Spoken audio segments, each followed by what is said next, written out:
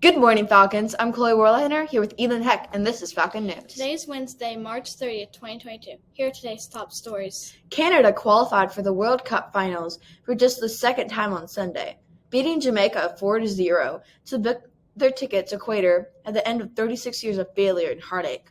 While Canada celebrated, Mexico and the United States will have to wait to learn their fate despite picking up wins along Costa Rica, who also kept their Ecuador hopes alive.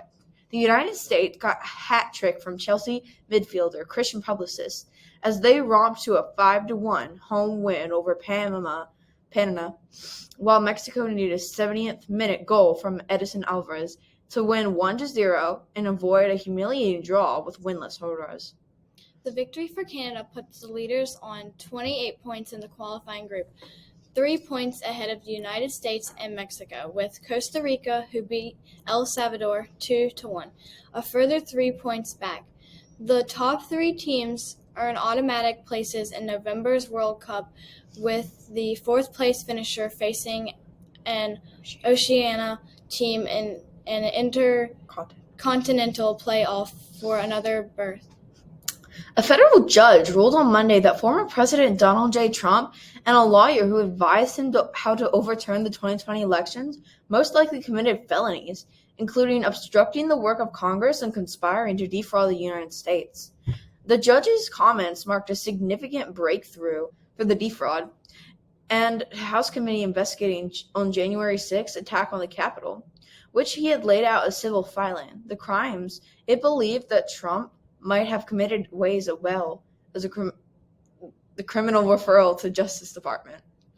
The illegality of the plan was obvious, wrote Judge David O. Carter of the Central District of California. Our nation was founded on the peaceful transition of power, emphasized by George Washington laying down his sword to make way for democratic elections. Ignoring this history, President Trump vigorously campaigned for the vice president to single-handedly determine the results of the 2020 election.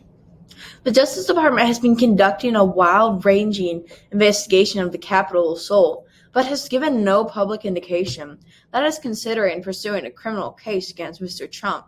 A criminal referral to the House and committee could increase pressure on the Attorney General Merrick B. Garland to do so. 4 killed after sports car driver slams into Oregon homeless camp. Driver Enrique Rodriguez Jr., 24, was arrested Sunday on 4 counts of first-degree manslaughter in addition to other charges. Salem police said a driver who crashed into a homeless encampment in Salem, Oregon, early Sunday, killing 4 people, has been charged with manslaughter, police said. The crash unfolded at 2 a.m. Sunday when the driver slammed into the encampment in the area in front of Division Streets, the Salem Police Department said in a news release. 2 people died at the scene, police said. 4 people from the encampment were hospitalized with life-threatening injuries, and 2 later died of their wounds at the hospital. The names of the victims were not released. On this day in 1981, U.S. President Ronald Reagan is shot and a lone gunman opened fire outside a hotel in Washington, D.C. The mentally ill assassin claimed his only motive was to become famous. To learn more, click on This Day in History in your CMS Students tab. Today will be cloudy with a 10% chance of rain with a high of 56 and a low of 46. In school news today, High School Musical is just around the corner, April 29th through May 1st. Make plans to be there. You can now pre-order tickets for $5. You can give your cash or check to Miss Burdette. 8th grade dance is back for the first time in 3 years on May 21st. We are so excited. Tickets will be $10. More details to come soon. Lunch choices for today are chicken filet on bun or cheesy stuffed breadsticks. Happy birthday to anyone celebrating today. Here are today's spotlight. Hello, what is your name and what do you teach? I am John Myring, and I teach science. Did you always think you would be a teacher? Well, I think it sort of developed with time. I started teaching students who are having difficulties in math and language back in 1973, and I've been teaching ever since. But this is the first time in my life that anybody has ever paid me to do so. What were you like in middle school? I was very shy and introverted and very science oriented, but not very much a part of the social scene. What's your favorite thing about science?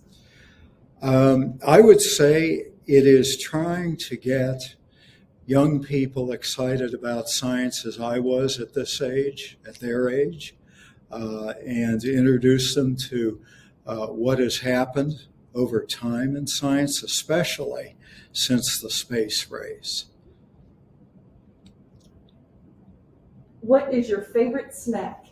Oh, well, there are many, but I would say anything by Reese's would qualify. What book are you currently reading? Well, I'm reading a series that I've read before. It's a favorite, including Out of the Silent Planet, Pearlandra, and That Hideous Strength, which were written by C.S. Lewis, and they are called the Space Trilogy. If money were no object, what would you have in your classroom? I would have a state-of-the-art distillation system so that my students could get a sense for how to distill materials to produce pure liquids, something that costs a little money, apparently. Do you have any pets? I do. I have a mixed Pekingese and Tibetan Spaniel dog who is named Mac, M-A-Q, and he keeps us entertained day and night. What is your favorite book, movie, or TV show? Well, I would have to say my favorite movie is a film made back in the early 70s called The Spirit of the Beehive. It's a film from Spain, taking place during the Spanish Civil War, just after, and a sort of a remarkable expose on what happened to a family and a community at that time. Oh, that sounds really, really amazing. Well, thank you so much for your time, Mr. Myrie. Well, thank you, Ms. Burdett. I appreciate your taking time with me, and I wish you a terrific day. Thanks for tuning in today. Have a great day, Falcons.